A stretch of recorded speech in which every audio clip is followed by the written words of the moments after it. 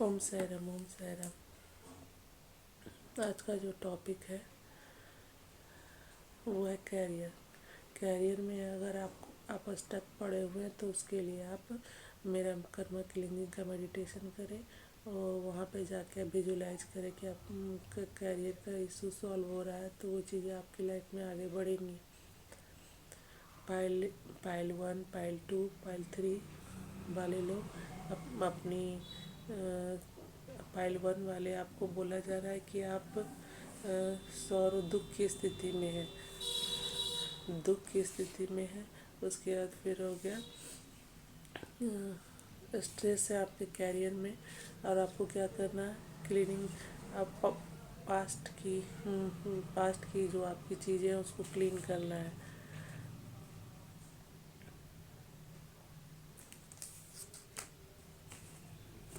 एक मिनट में थोड़ा सा कार्ड को सही कर लो, तब तक आपको मैं एक चीज़ बताती हूँ।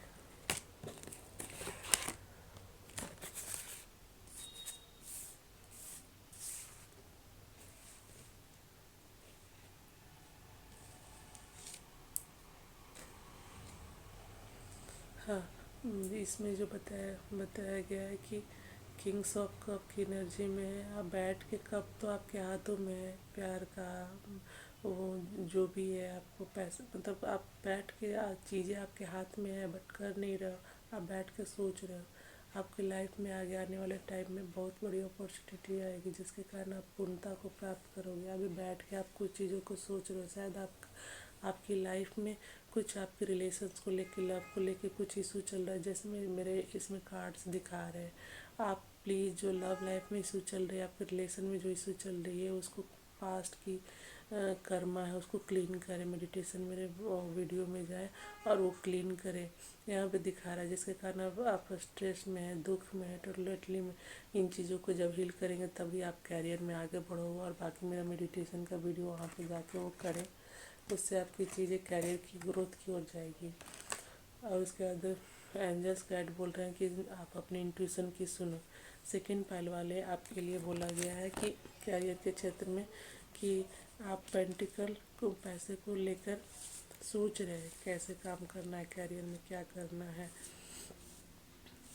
उसके बाद फिर हो गया आप दुख में है, किसी चीज़ का आपके साथ, आप पैसों कैरियर में आप ऐसे स्थिति में जहाँ पे आप कुछ चीज़ों को, सेकंड पाइल वाले आपको कुछ झटका लगा है, किसी चीज़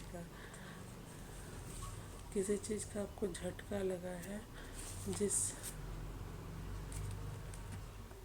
जिसके जिसको आप कंट्रोल कर रहे हो, आपके साथ विश्वासघात हुआ है, जिस किसी चीज़ में, किसी मैटर में जिसे आप कंट्रोल कर रहे हो। कोई ना आप अपनी कुछ इच्छाओं को लेकर आप लेजनेस की स्थिति में बैठे हुए देख रहे हो अपने चीज़ों को लेकर अपने।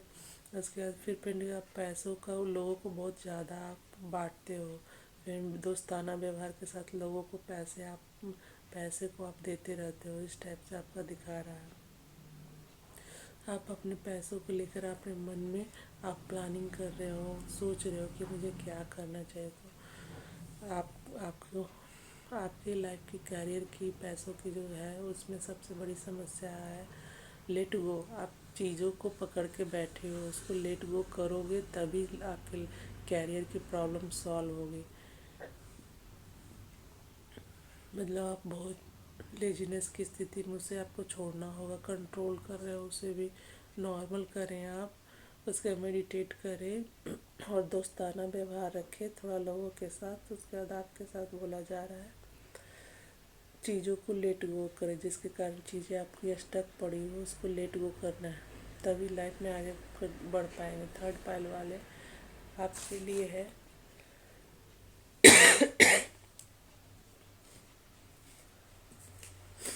आप दबाव की स्थिति महसूस कर रहे हैं, स्टक की स्थिति महसूस कर रहे हैं कैरियर में। उसके बाद बर्डन महसूस कर रहे हैं, गोइंग विद द फ्लो, जो हरमिट के मोड में आ चुका है। आप कुछ ऐसे जगहों पे अपने आप को फंसा हुआ महसूस करें, दबाव महसूस करें, कुछ चीज़ों का आपकी लाइफ में अंत हो रहा है। घबराए नहीं। उसके बाद फिर दबाव महसूस कर रहे हैं, पेज ऑफ पेंटिकल्स, आप पैसों को लेकर बहुत ज़्यादा सोच रहे हैं। आप कुछ ऐसे कैरियर के इस मोड़ पे आ गए हैं कि जहाँ पे आप बैठ के आगे करना क्या चाहिए। तो आपको एंजल्स बोल रहे हैं, आपको जब ये ऐसी स्थिति बनी हुई है कि बहुत चीज़ आपकी लाइफ में ख़त्म हो रही है, अब नई चीज़ों की शुरुआत हो रही है, सब प्रेशन दबाव महसूस कर रहे हैं, हर्मिट मोड में आ चुके हैं, बर्डन दबाव महसूस कर रहे हैं, दुख में हैं, तो इन चीज़ों में आप पैसों को लेकर कार्य करना चाह रहे हैं, आगे सोच विचार कर रहे हैं। तो और बहुत सी आपकी लाइफ में बहुत सी चीज़ों का अंत हुआ है और नई चीज़ें शुरुआत हो रही है। तो इसमें एंजल्स बोल रहे हैं, आप कैरियर के क्षेत्र में ग्रोथ करने के लिए आस्क फॉर योर एंजल्स, अपने एंजल से आप पूछे कि आपको क्या करना चाहिए। और वहाँ कर्मा क्लीनिंग मेडिटेशन जाके आप अपने मनी को सोच के विजुअलाइज करें, वो चीज़ें हील होंगी। जस्ट तीनों पायल वाले के बोल रहे हैं, नो नीड टू वरी, जो कार्य आपको दिए गए हैं वो करें, चिंता करने की जरूरत नहीं। उसके बाद फिर टैरो डेक से आया है, ओसो डेक से, द हेरोफेंट, आपके पूर्वज और ईश्वर, आप तीनों पायल वाले के साथ है, जो सिर्फ बोला गया है वो आप करें। फर्स्ट पायल वालों के लिए बोला गया, लिसन टू योर इंटेंशन, अपने इंट्यूशन को सुनो कि आपका दिल क्या कह रहा है। सेकंड पाइल वाले, मेन थिंग आपको लेट गो करना है सारी चीज़ों का, छोड़े पिछली जितनी भी चीज़ें उसे छोड़े, उसी कारण आप स्टक है कैरियर में। तीसरे पाइल वालों के लिए कि आप अपने एंजल से मार्गदर्शन मांगे और मैच्योरिटी के साथ आप चीज़ों को सोचे। तीनों पाइल वाले के लिए आपके बारे में बोला गया है। और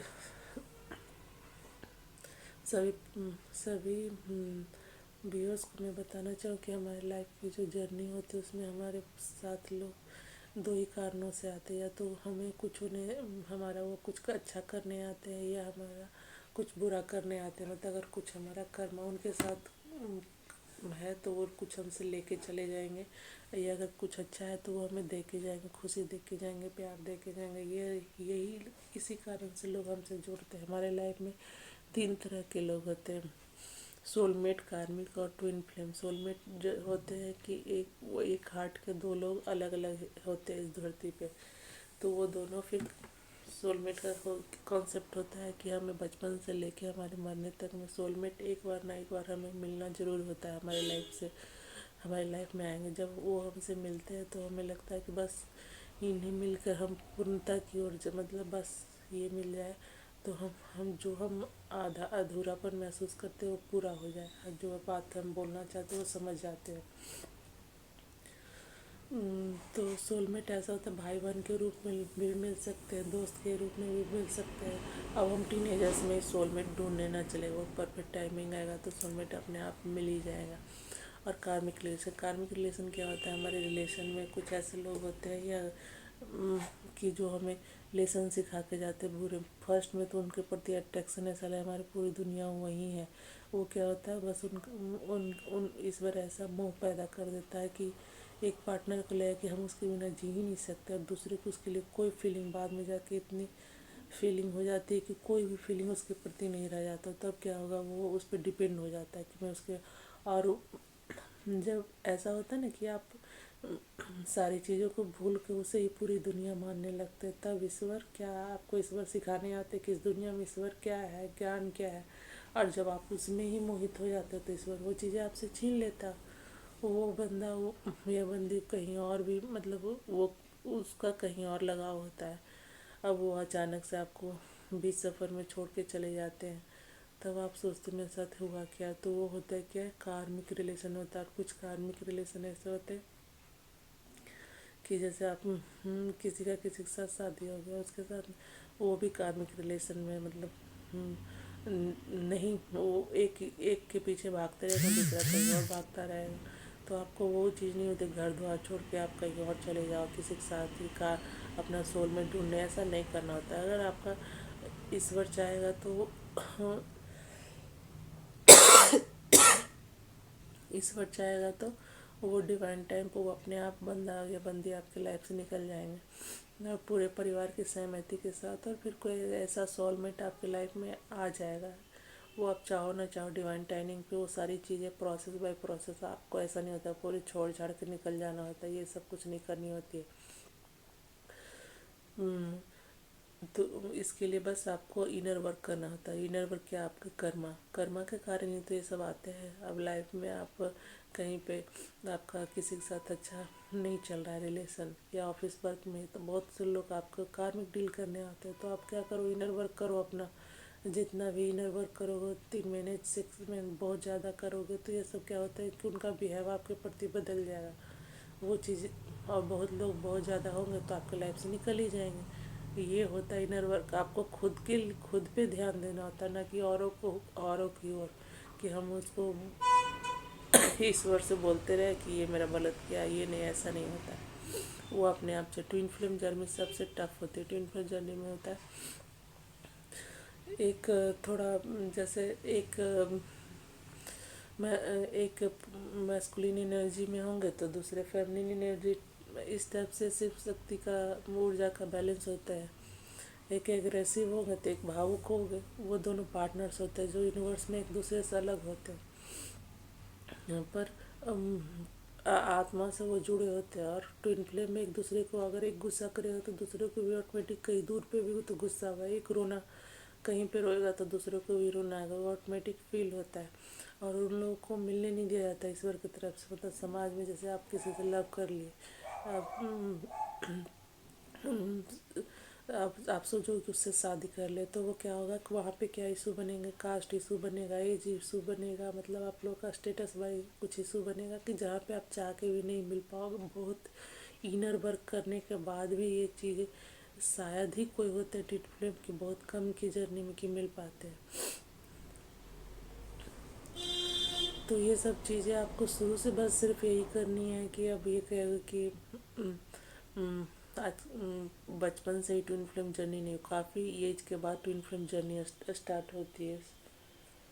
हमें ये सब चीज़ें खोजनी नहीं होती, हमें बस डिवाइन से प्रेयर करना होता है। डिवाइन मेरे लाइफ में जो अच्छे लोग हैं हमारे लिए, जो अच्छा है, अच्छी चीज़ें हमें प्रदान करो, हमारी अच्छी सोच रखो। आप जब ऐसा बोलेंगे तो ऑटोमेटिक आपको ये चीज़ें प्रोवाइड की जाती है, उसके पीछे भागना नहीं होता है। आजकल लोग गुरु बनाने के पीछे भागते रहते, नहीं सिंबॉलिक तरफ से आप बना लो ना, बुद्धा को बना लो, वो है नहीं, बट उनके उपदेश जो है अच्छी अच्छी बात है, वो ऑटोमेटिक